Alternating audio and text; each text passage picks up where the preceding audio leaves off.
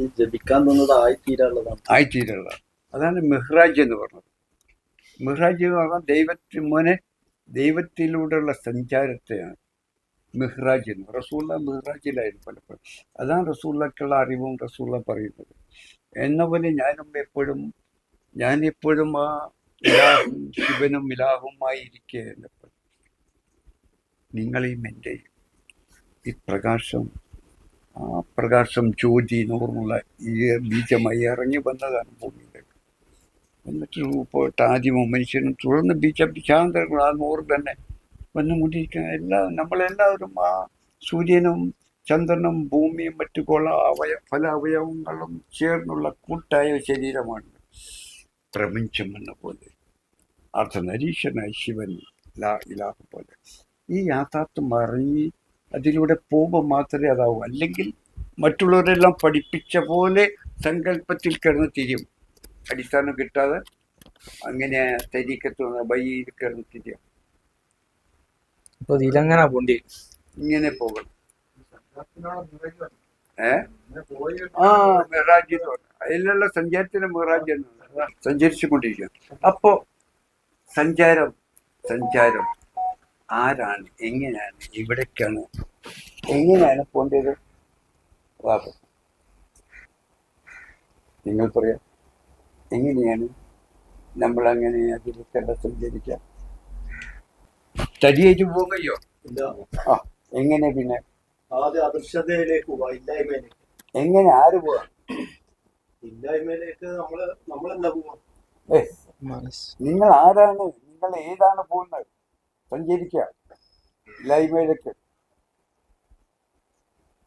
എന്റെ ചിന്താഗതി ചിന്തയാണ്, മനസ്സാണ് സഞ്ചരിക്കേണ്ടത്. മനസ്സ് സഞ്ചരിക്കുന്ന ചിന്തയിലൂടെയാണ് സഞ്ചരിക്കുന്നത്. അതാണ് ചിന്ത എന്ന് പറ്റുന്നില്ലേ. മനസ്സ് ഒരു യാഥാർത്ഥ്യത്തെ കാണാൻ നമ്മൾ അതിലൊടുക്കി ഒരു സ്വാതന്ത്ര്യക്കാണ് വേണ്ട.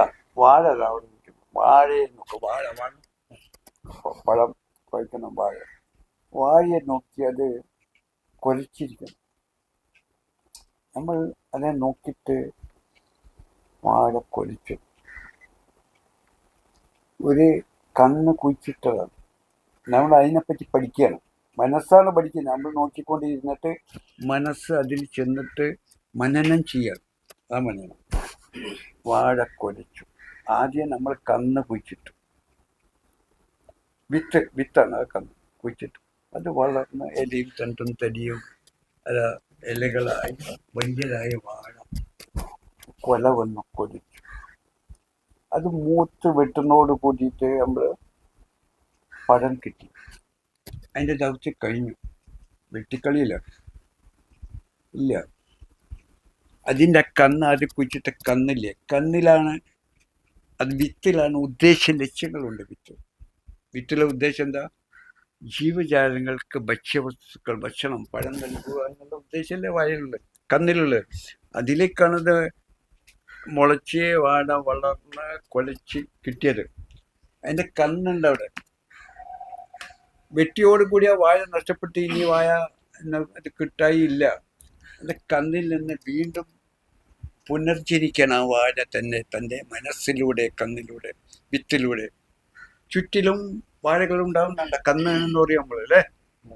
വാഴൻ്റെ ചുറ്റില് കണ്ണുണ്ട്. അത് ഏതാ? വേറൊന്നാണോ? അല്ലെങ്കിൽ ആ കൊലച്ച വാഴന്റെ കിഴങ്ങിൽ നിന്ന്, വിത്തിൽ നിന്ന് തന്നെ അതന്നല്ലേ വന്നത് വീണ്ടും? ഇതാണ് ആ ആദ്യ സാധനം തന്നെ പുനർജനിച്ചു എന്ന് പറഞ്ഞത്. അത് തന്നെയല്ലേ ജനിച്ച്. അതേ പഴമല്ല കിട്ടുക. നേന്ത്രപ്പഴമാണെങ്കിൽ മൈസൂർ പഴം ഉണ്ടാവില്ല, മൈസൂർ പഴമാണെങ്കിൽ പൂവൻ പഴം ഉണ്ടാവില്ല. ഏതാ കണ്ണിലെ ഏത് ജനിച്ചുണ്ട് അതുപോലെ തന്നെ ഉണ്ടാവും. അതാണ് പുനർജനിക്കുക എന്ന് പറഞ്ഞത്. ഓക്കെ, ഇത് പുനർജന്മല്ലേ? ആദ്യം ഒന്ന് തന്നെയാണ് വീണ്ടും ജനിച്ചത്. ഇന്ന പുനർജന്മം എന്ന് പറഞ്ഞത് ആണോ? ഇത് തന്നെ എല്ലാ സസ്യങ്ങളും, എല്ലാ ജന്തുമൃഗാദികളും, മനുഷ്യനും. നിങ്ങൾ ബീജത്തിൽ നിന്ന് നിങ്ങൾ ഗർഭത്തിലേക്ക് ഇട്ടിട്ട് മുളച്ച സാധനം നിങ്ങൾ തന്നെയാണ്, നിങ്ങളും ഭാര്യയും തന്നെയാണ്. ഇതാണ് പുനർജന്മം എന്ന് മുന്നിൽ കാണാം. എന്നിട്ട് നിങ്ങൾ എന്തിനാ പുനർജന്മം? മരിച്ചിട്ടാണ് അതിന് ശേഷമാണ് പിന്നെ ആത്മാവ് മരിച്ചതിന് ശേഷം വേറെ ഗർഭത്തിലൂടെ വരുത്താണ്, അല്ലെങ്കിൽ മരിച്ചിട്ട് അവിടെ മാഴ്ചറയിൽ പോയിട്ട് പുനർജനിക്കലാന്നൊക്കെ പറഞ്ഞിട്ട് അപ്പം നിങ്ങൾക്ക് കാഴ്ചയില്ല, ഇവിടെ കാണുന്നില്ല, ഇവിടെ അറിയുന്നില്ല, നിങ്ങൾ അന്ധകാരത്തിലാണ്, അന്ധരാണ്, അജ്ഞരാണ് എന്നെല്ലാം മനസ്സിലാക്കണ്ടേ. മുന്നിൽ ചുറ്റുപാടും ഇതെല്ലാം കണ്ടറിഞ്ഞ് മനസ്സിലാക്കി സൂക്ഷ്മമായി വീക്ഷിച്ച് ബോധ്യമാകുന്നവരാണ് അത് കാണിച്ചത്. അപ്പം ഞാൻ കാണിച്ചു അറിയിച്ചിട്ടുണ്ടായിരുന്നില്ലേ?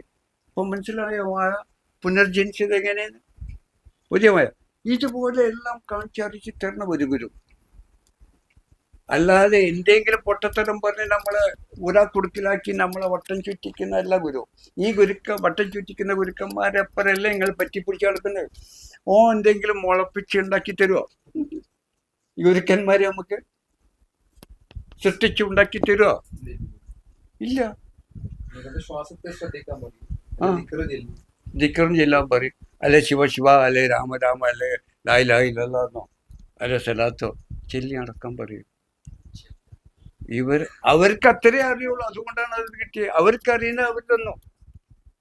എല്ലാം സൃഷ്ടിച്ചുണ്ടാക്കി കാണിച്ച് രൂപാന്തരപ്പെട്ട് വന്നവൻ അത് തരും. അപ്പൊ അവനെ കിട്ടണം, നമുക്ക് സൃഷ്ടാവിനെ കിട്ടണം. ഓക്കെ, സൃഷ്ടാവിനെ കിട്ടിയാലേ സൃഷ്ടിച്ചുണ്ടാക്കി നിങ്ങളുടെ കയ്യിൽ കൊണ്ടുപോയിടാൻ കഴിയുള്ളൂ. അല്ല, സൃഷ്ടാവിനെ കിട്ടിയ അവൻ സൃഷ്ടിച്ചുണ്ടാക്കി തന്നെ നിങ്ങളെ കൊണ്ട് സൃഷ്ടികർമ്മങ്ങൾ പ്രയോഗിച്ചു. അപ്പം ഇപ്പം കണ്ടില്ലേ പുനർജന്മം എന്താന്ന്? ആ വാഴയിലൂടെ നോക്കിയില്ലേ? ഇത് മുന്നിൽ കാണുന്ന യഥാർത്ഥമല്ലേ? എന്തുകൊണ്ട് അവർക്ക് ഇത് കാണിച്ചു കൊടുക്കാൻ പറ്റാന്ന് അവർ കാണുന്ന അറിയില്ല. എന്നിട്ട് എല്ലാം പറയുന്നവരാണ് എൻ്റെ ആള് എന്ന് പറഞ്ഞ് നടക്കുകയാണല്ലോ.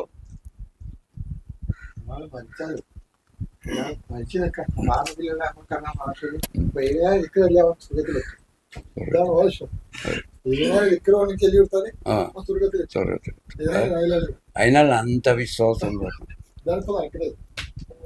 എന്നിട്ട് കവറുകൾ പോയിട്ടും വീട്ടിൽ നിന്ന് ജാസിനും ഡോക്ടറും എല്ലാം പടിയായിട്ട് വെക്കും. 1975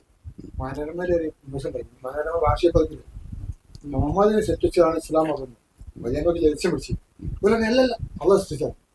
മനോരമക്കാരൻ വിടുമോ? മനോരമക്കാരൻ ചോദിച്ചു എത്ര മതം സൃഷ്ടിച്ചിരുന്നു? ഈ യേശു സൃഷ്ടിച്ചതാണ്. യേശു ക്രിസ്തുമതം അത് അള്ള സൃഷ്ടിച്ചതാണോ? ജൂതമതം അത് സൃഷ്ടിച്ചാണോ ചോദിച്ചു. ഇത്രയും മുതലേ വിട്ടില്ല. കാരണം പോലെ അള്ള സൃഷ്ടിച്ചാണ്, മുഹമ്മദിനെ സൃഷ്ടിച്ചാണ് പോലെ എതിർത്തു. അള്ള സൃഷ്ടിച്ചാണ്. ഇതൊക്കെ ആരും സൃഷ്ടിച്ചു വെച്ചു. യേശുല്ല ക്രിസ്തുമതം ഉത്തരം കിട്ടിയതല്ലേ? ഇതുവരെ ഉത്തരം കിട്ടിയില്ല. മനോരമക്കാരൻ ബുദ്ധിപൂർവ്വം ചോദിച്ചാണ്. ഇത്രയും അവർക്ക് ഉത്തരം കിട്ടിയില്ല. അപ്പൊ മതങ്ങൾ ഉണ്ടാക്കുക, മതങ്ങളെ സൃഷ്ടിച്ചു. പിന്നെ ഈശ്വരവാദികൾ പറയും മതങ്ങളെ സൃഷ്ടിച്ചു, മതങ്ങൾ ദൈവത്തെ സൃഷ്ടിച്ചു. ഇതാണ് ഇവിടുത്തെ കഥ.